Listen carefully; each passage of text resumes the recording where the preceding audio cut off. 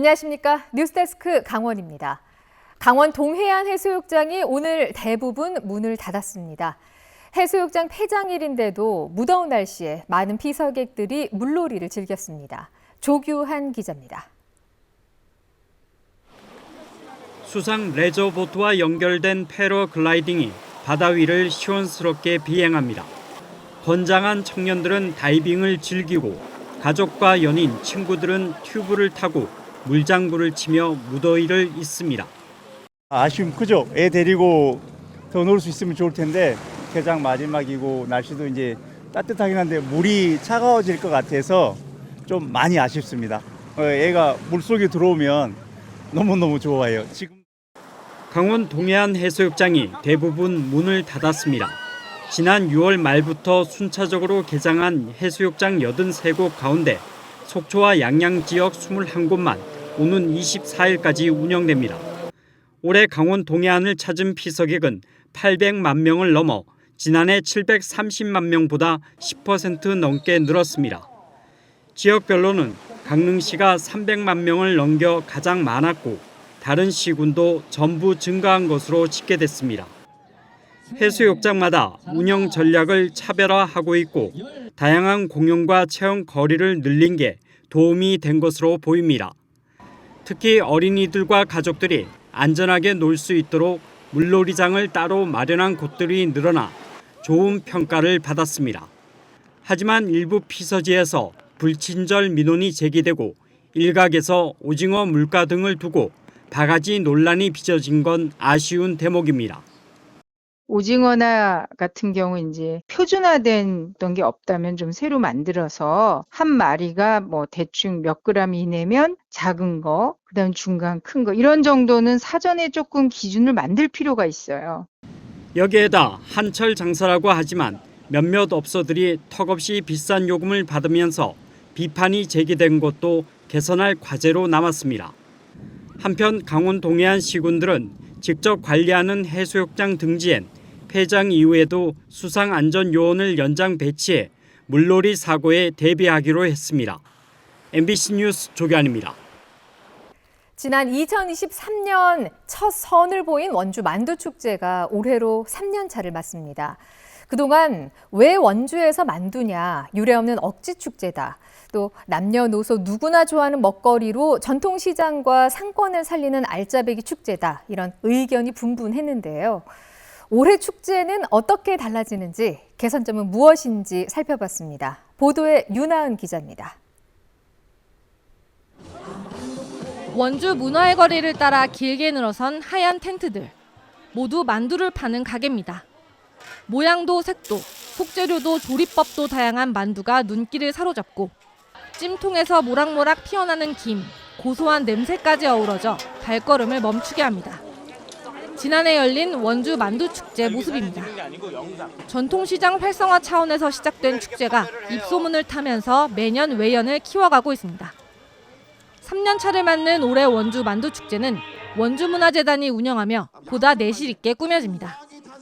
축제 장소가 중앙로 전통시장, 문화의 거리에서 원일로까지 넓어지고 읍면동 만두빚기, 만두덕후 서포터즈 등 참여 프로그램도 늘어납니다. 축제 엠블럼과 캐릭터를 개발하고 주제곡도 만들어 적극 홍보에 나서고 있습니다. 성장 가능성이 높은 젊은 축제로서 대한민국 음식 문화를 선도하는 원년으로 글로벌 축제로 가는 방향성을 구축하도록 하겠습니다. 해결해야 할 과제도 있습니다. 해마다 지적되는 방문객 부풀리기 논란. 원주시는 1회 만두축제에 이틀 동안 20만 명, 지난해 2회 축제 사흘 동안 50만 명이 다녀갔다고 분석했습니다. 주 출입구에 방문객 계측기를 설치해 지나간 사람을 세는 방식이다 보니 축제 방문객인지 단순 행인인지 부정확할 수밖에 없습니다. 이를 토대로 경제효과까지 분석하다 보니 전체적으로 과대평가 논란이 끊이지 않고 있습니다. 원주시가 발표한 방문객 수치가 정말 맞다면 압사 사고 예방에 나서야 할 정도인데 정부의 지자체 맞춤 인파관리 지원 시스템 구축 사업에는 지원도 하지 않고 있습니다.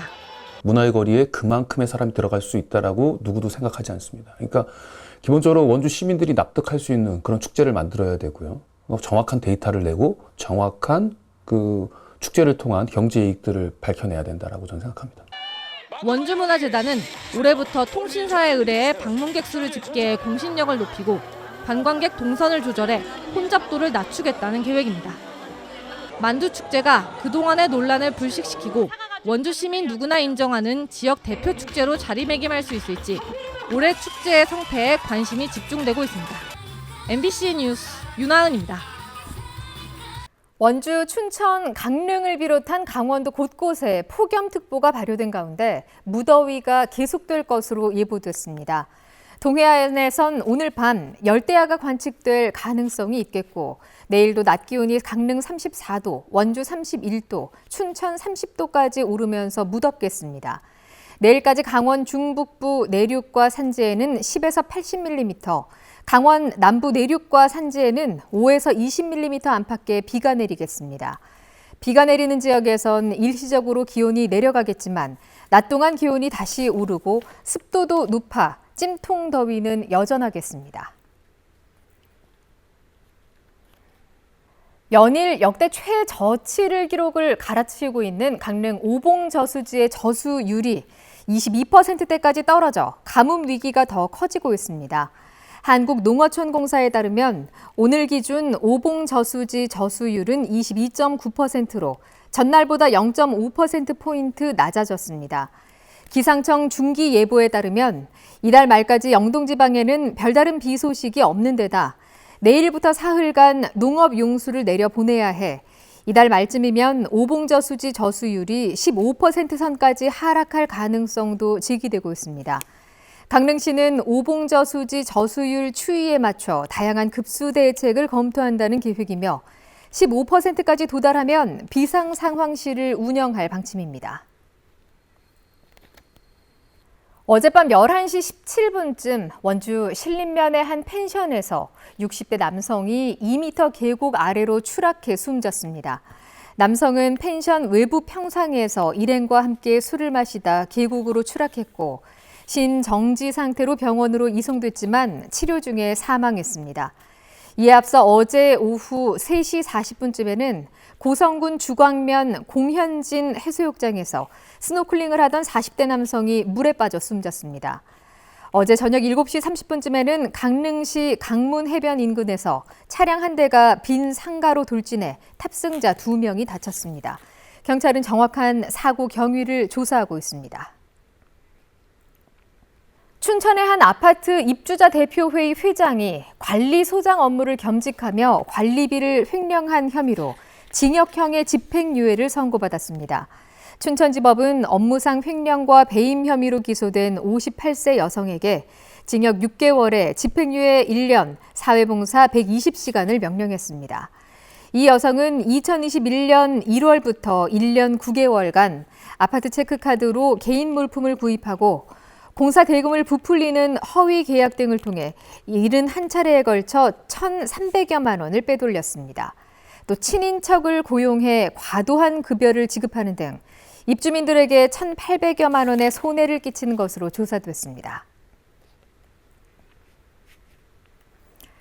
사상 첫 AFC 챔피언스리그 엘리트에 진출한 강원FC의 첫 경기 상대가 상하이 선화로 결정됐습니다. 뉴스데스크 강원을 마칩니다. 고맙습니다.